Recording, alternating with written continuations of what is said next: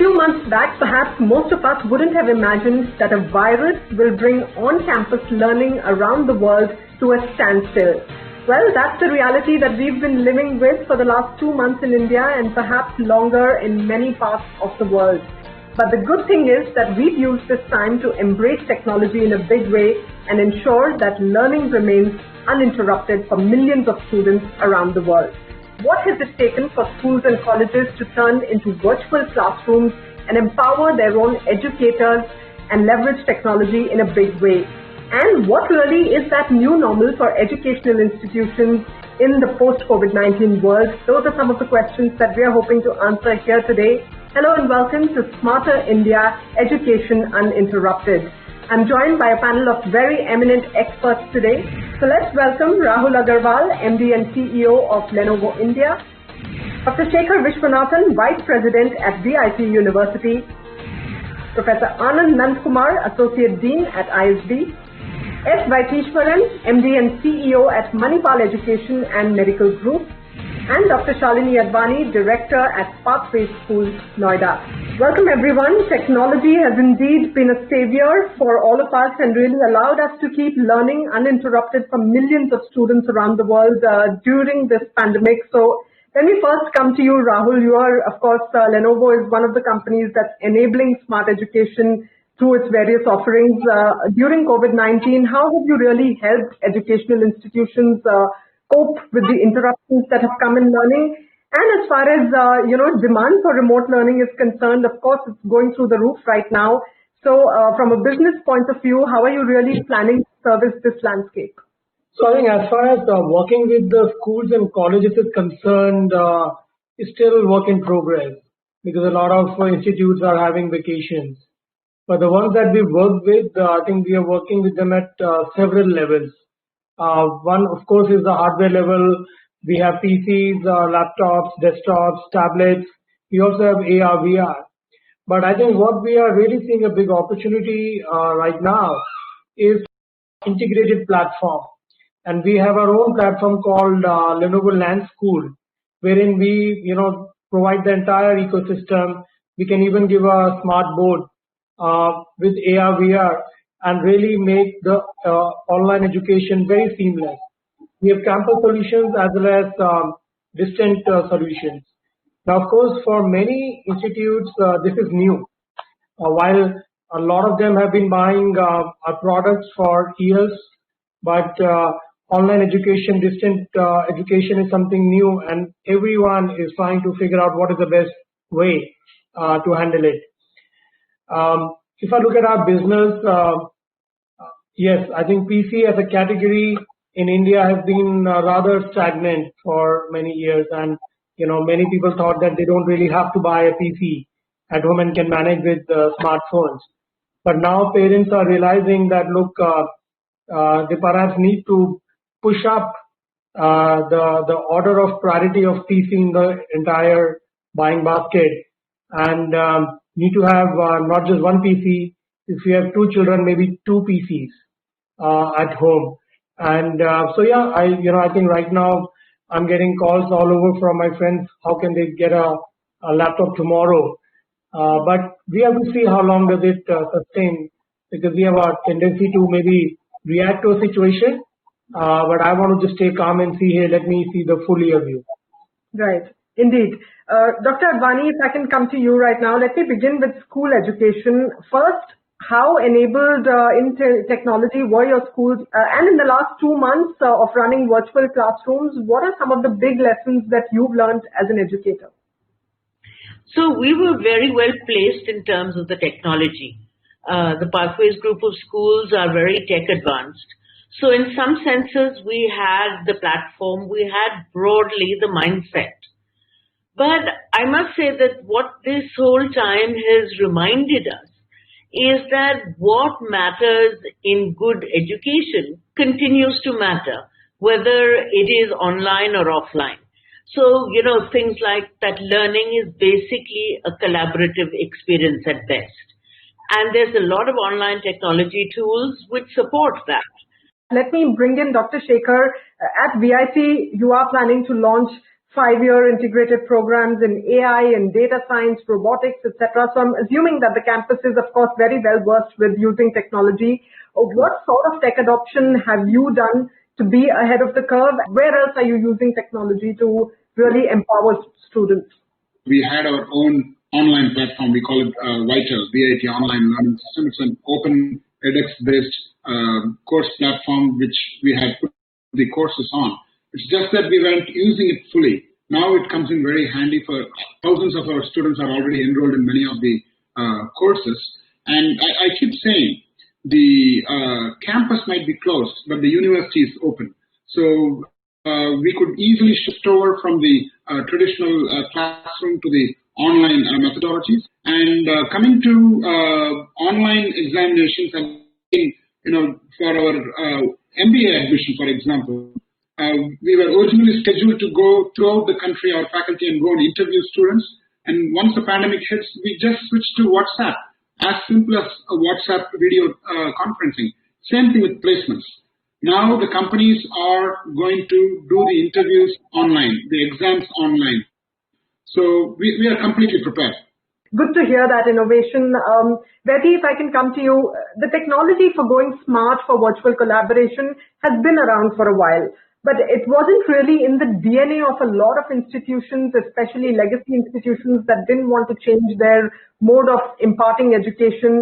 Have a lot of institutions then had to flip their vision and really embrace technology. And will education at the best institutions now be far more accessible and affordable to a larger number of people? I would believe that online is clearly a supplement. It's not a substitute to the campus education.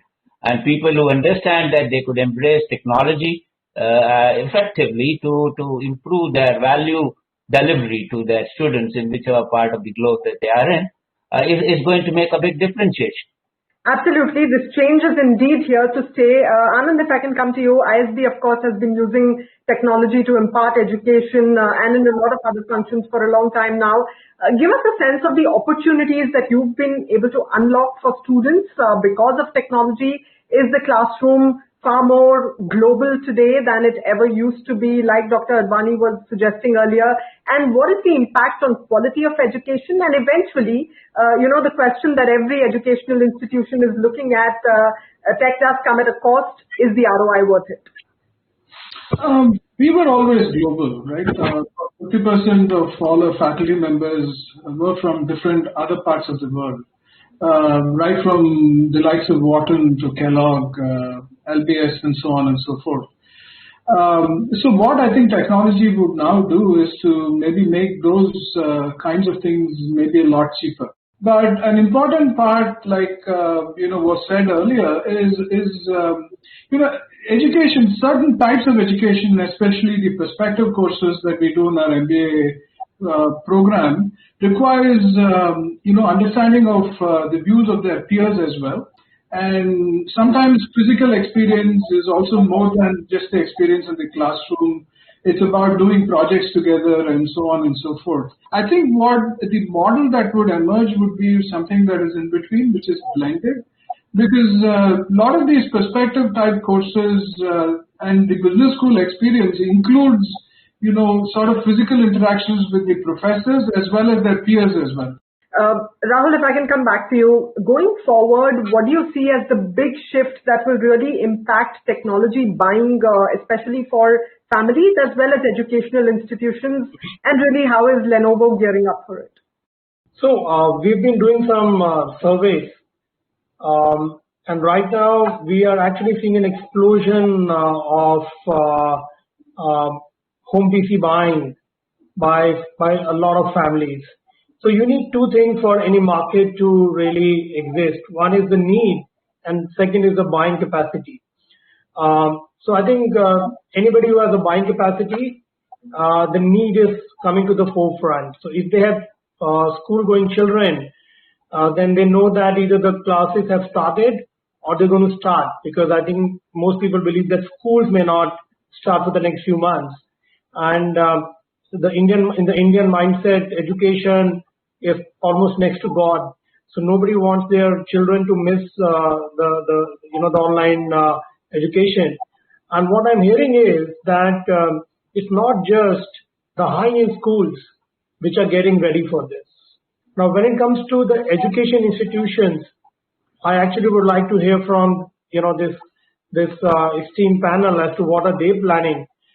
We've had conversations with some people, and everyone says that yes, it'll be a hybrid world.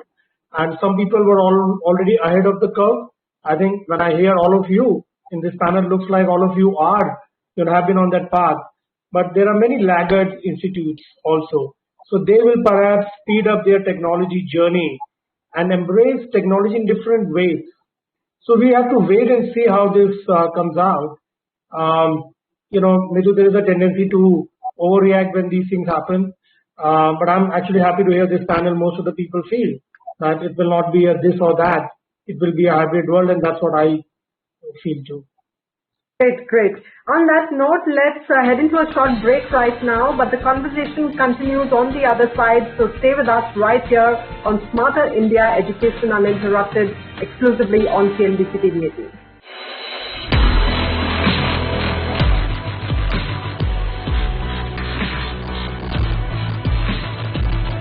Welcome back. You are watching Smarter India Education Uninterrupted. In this segment, I want to spend a little bit of time on what the post-pandemic world is going to look like for educational institutions in India and all over the world.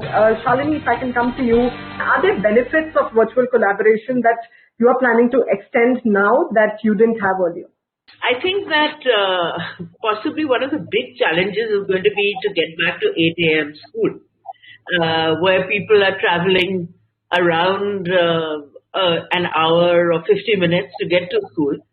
But moving away from that slightly more facetious thing, I think one of the important aspects is to think about what we have learned about learning and about education with all of this. And there are pedagogical recognitions about, I think one is that students really do well with increased agency. And schools are very structured places with 40 or 50-minute lessons and a tightly scheduled structure. And one of our learnings has been that you give people time to move at their own pace and in their own way, which is what happens with asynchronous learning. You get some fantastic, much deeper, more reflective learning.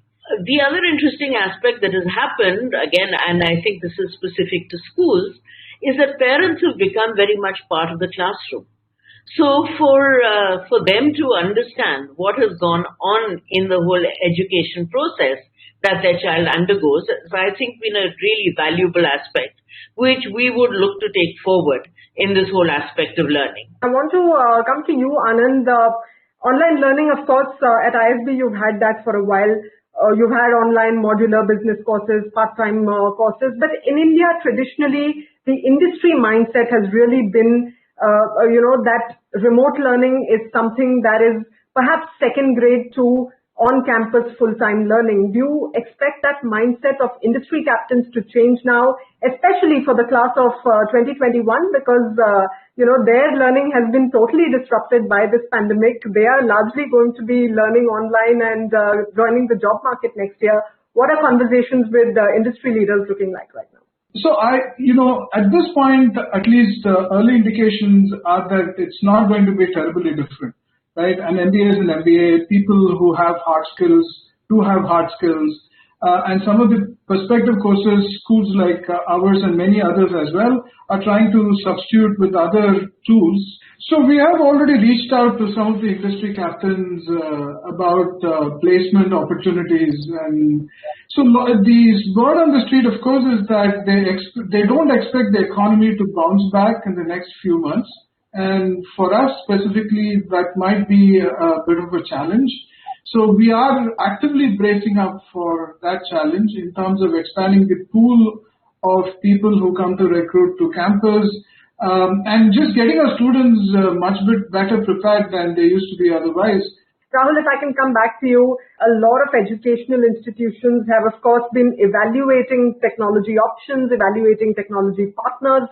Can you give them some parameters for choosing the right tech partner? And also, a lot of them have fears about cybersecurity threats and breaches. So maybe one or two best practices that you can share with educational institutions. Yeah, I think spot on. When it comes to children, I think security becomes very important. The world is full of all kind of people, and we've heard enough cases about unsecured platforms being used and naughty people getting into naughty acts. So I think a school has a moral responsibility to make sure that security remains a key parameter. I think each education institution will have to think about a slightly long-term plan on the technology, because what you do today has to have a bearing of where you want to be tomorrow. Number one. Number two, I think there is definitely a cost element. While ideally, all of us, wherever we are, would want to have the best technology, but there is a cost element. I mean, the commercials cannot be neglected, especially now, because everyone is going to be under expense pressure. In terms of brand choice, I think it's all about comfort. It's all about the relationships. It's all about the experience that institutes have had with different kind of brands. But the only advice that I would give is that this is a time for the education institutes to do a bit of experimentation. Now, in my experience, I feel that the selling cycle to education institute for any concept is very high, and usually, the willingness to adopt is not that great. I'm talking about an average institute, and I think this is an opportunity that they should use to improve their knowledge, to do some test, take some risk, and also prioritize some investment. Indeed, resistance to change is something that educational institutions should really be thinking about. Vedi, if I can come to you, going forward, is a whole balanced and blended model of on-site and online really going to be the way forward? And are there best practices in building that for an educational institution? I think it's a very, very important point. Again, as an example, we've been using flipped classes in our banking academy. We trained the largest number of bankers in this country, for both the public and private sector banks. And out here, the whole classroom is dedicated to only looking at role models, behavior, cultural way of working, understanding concepts, rather than looking at basic fundamentals of the subject, which is already there in preloaded in your tablet or your laptop, and students are expected to do this off classes. So when you get time to do webinars, when you get time to do these chat groups with all the technology that is available today, it's very, very easy. And someone very importantly pointed out that you can learn at your own pace. I might be someone who's a little more conscious than you in terms of how I engage myself in a group, and in a physical classroom is actually inhibiting. But if I'm on an online and I learn it my way, I think I can overcome those impediments and become a much more, let's say, ready to recruit profile. So now I'm going to ask all of you to do some crystal ball gazing for all of us and tell us what you think learning and educational institutions of the future might look like. Very quick responses from each of you. I'd like to go with Dr. Sekar first. It's clearly technology-enabled campus learning. So campus is not going away. Campus is here to stay. But without technology, campus is going to be a zero. So we need a lot of good technologies to keep the content creative, and education, the pedagogy should become creative with the help of technology. Yes, blended learning is the future. Blended learning is the future. Dr. Shalini Advani, what about you? I think that as a country going forward, this is something we have to engage with very seriously. We need to have huge investment in basic infrastructure. I mean, if we think of 42%, I think it is in urban areas, has appropriate bandwidth, and something like 12% in rural areas. Unless we overcome that, our digital divide is going to widen unacceptably. Professor Nandkumar, what's the B school of the future going to look like? Blended, I think there's going to be a lot of blended learning, like was said before. And I also think it's going to be a bit of horses for courses. So there are going to be two markets, some that prefer physical, face-to-face, blended offering, and another set that prefers completely online, who are willing to learn at their own pace. All right. And Betty, what about you? What are your thoughts on the future of educational institutions? I visualize a situation where you not just have virtual classes, but a virtual university, where I can do a bunch of courses from different parts of the globe, from different institutions, accumulate my credits as what is required, put them all together, and there is some university somewhere as a virtual university which offers me a degree. I think that would be the way I look at how the future would, pan out. Well, a final word to you, Rahul. What will the educational institution of the future look like? I think democratization of education is something that we all need to watch out for. And why do I say that? Some barriers are going to get broken down. The classroom size barrier, the distance barrier, and the cost barrier. So let's just say if we talk about the top 500 institutes in the world, what is their capacity? And who all can afford? And who all have the wherewithal to really, travel and move from one country or one continent to another. And I think all these barriers can be broken by the use of technology. One professor at one institute can do 10x the number of students. The cost of education can actually become 1/5.